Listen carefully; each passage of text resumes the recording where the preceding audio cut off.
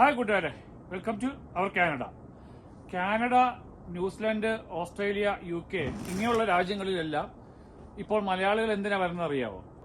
അത് പ്രധാനപ്പെട്ട കുറച്ച് കാര്യങ്ങളുണ്ട്. അതിൽ ഒന്നും രണ്ടും മൂന്നും കൊല്ലമല്ല ഇവിടെ ഭയങ്കരമായിട്ട് അധ്വാനിച്ചതിന് ശേഷം നാട്ടിലേക്ക് പോകാനുള്ള ഫ്ലൈറ്റ് ടിക്കറ്റ് എടുക്കാൻ വേണ്ടി. കഴിഞ്ഞ തവണ ഒരു കൊല്ലം മുമ്പ് ഞാനും എൻ്റെ കുടുംബവും നാട്ടിലേക്ക് പോയത് ഏകദേശം 8 ലക്ഷം ഇന്ത്യൻ മണി ഫ്ലൈറ്റ് ടിക്കറ്റ് മാത്രമായി.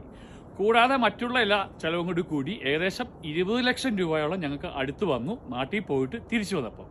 ആ 20 ലക്ഷം രൂപ ഉണ്ടെങ്കിൽ നാട്ടിൽ എവിടെയെങ്കിലും നല്ല കണ്ണായ സ്ഥലത്ത് എനിക്ക് വേണമെങ്കിൽ ഒരു 10 സെൻറ്റ് സ്ഥലമോ ഇല്ലെങ്കിൽ ഒരു 5 സെൻറ്റ് സ്ഥലമോ എടുത്തിട്ട് അവിടെ നല്ല വീടോ ഇല്ലെങ്കിൽ വീട് ഉൾപ്പെടെയുള്ള 5 സ്ഥലം എടുത്തിട്ട് ഈ പൈസയ്ക്ക് 20 ലക്ഷം രൂപ ഉണ്ടായിരുന്നെങ്കിൽ എനിക്ക് അവിടെ വീട് വെക്കാം.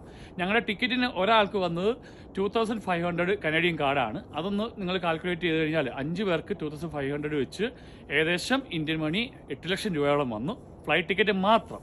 പിന്നെ കൂടാതെ ഈ കൊല്ലങ്ങളെല്ലാം നമ്മൾ ജോലിക്ക്, ഭാര്യയും ഭർത്താവും ഊണും ഉറക്കവും ഇല്ലാതെ ജോലിക്ക് പോയതിനു ശേഷം നമ്മൾ നാട്ടിൽ പോകുന്നത് ഒട്ടനവധി ഷാപ്പുകൾ, ഹോട്ടലുകളിലൊക്കെ പോയി വൈവിധ്യങ്ങളായിട്ടുള്ള ഭക്ഷണം കഴിക്കുവാനും എന്നാ പറയുക എല്ലാ സ്ഥലങ്ങളിലും യാത്ര ചെയ്യുവാനും ഒക്കെയാണ് നമ്മൾ പോകുന്നത്. ഈ പറഞ്ഞത് സംശയം ഉണ്ടാകുന്നുണ്ടെങ്കിൽ നിങ്ങൾ കാനഡയിൽ നിന്നോ ഇല്ലെങ്കിൽ ഇതേതുള്ള രാജ്യത്തു നിന്ന് പോകുമ്പോൾ നിങ്ങളുടെ വെയിറ്റ് ഒരു മെഷീനിൽ നിന്ന് നോക്കണം കേട്ടോ.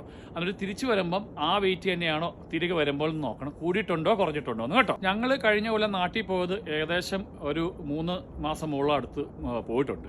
അപ്പം കൂടാതെ തന്നെ ഞാൻ പറഞ്ഞു ഫ്ലൈറ്റ് ടിക്കറ്റ് മാത്രം ഞങ്ങൾക്ക് 8 ലക്ഷം രൂപ വന്നു.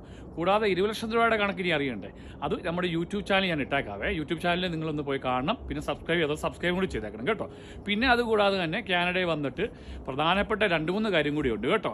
ഇവിടെ വന്നിട്ട് നമ്മൾ ജോലി ചെയ്തിട്ട് നാട്ടിലേക്ക് പോകുന്നതിൻ്റെ കുറച്ച് ആവശ്യം കൂടി, ഇല്ലെങ്കിൽ ഈ ജോലി ചെയ്യുന്ന പൈസ ഏത് വഴിക്ക് പോകുന്നതും കൂടി ഞാൻ വേറെ വഴിക്ക് പറയാം കേട്ടോ.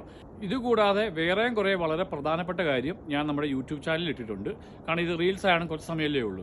കാനഡയിൽ വന്നതിന് ശേഷം നമ്മൾ എന്തിനാണ് കാനഡയ്ക്ക് വരുന്നു, ആ പൈസയൊക്കെ എങ്ങോട്ട്, ഇല്ലെങ്കിൽ 1, 2, 3 കൊല്ലം കഠിനമായിട്ട് അധ്വാനിക്കുന്ന പൈസ എല്ലാം എങ്ങോട്ട് പോകണമെന്ന് നമുക്ക് യൂട്യൂബ് ചാനലിൽ പോയി കാണാം. അപ്പോൾ സബ്സ്ക്രൈബ് ചെയ്യുക യൂട്യൂബ് ചാനൽ, നേരെ അങ്ങോട്ട് പോയി കേട്ടോ. എന്നാൽ പിന്നെ ബൈ, നമുക്ക് യൂട്യൂബ് ചാനൽ വെച്ച് കാണാം കേട്ടോ.